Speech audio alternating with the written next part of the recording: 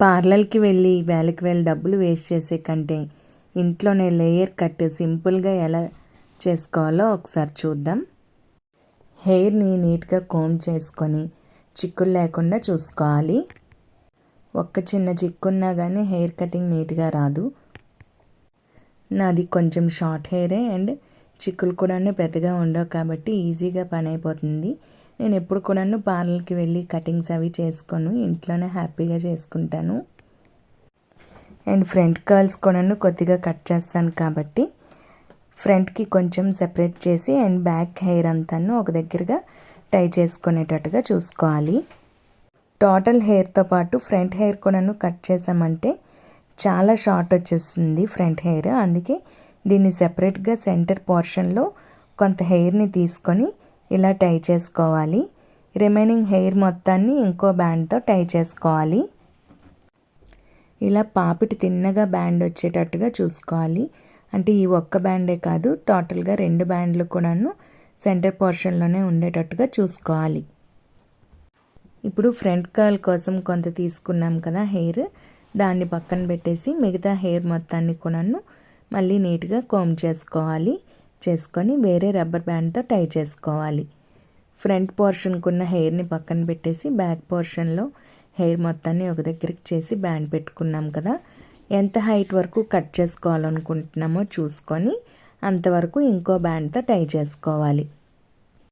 అక్కడ బ్యాండ్ పెట్టకుండా స్ట్రైట్గా దువ్వెను కూడా పెట్టుకొని కట్ చేసుకోవచ్చు, కానీ అంత ఎక్స్పీరియన్స్ మనకు ఉండదు కాబట్టి బ్యాండ్ పెట్టుకొని ఈక్వల్గా కట్ చేసుకోవడం బెటర్.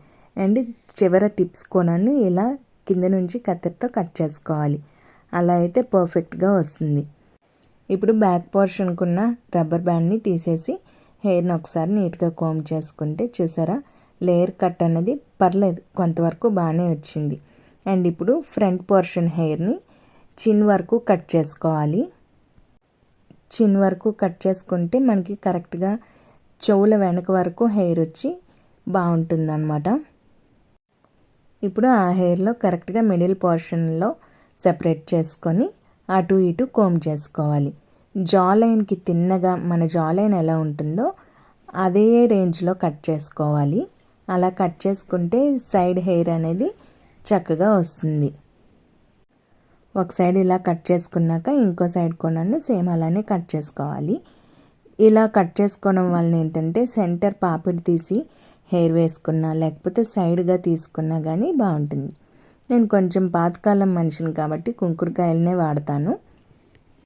ఇందులో కొంచెం పసుపు కూడాను వేసుకుంటే డాండ్రఫ్ కూడాను రాదనమాట.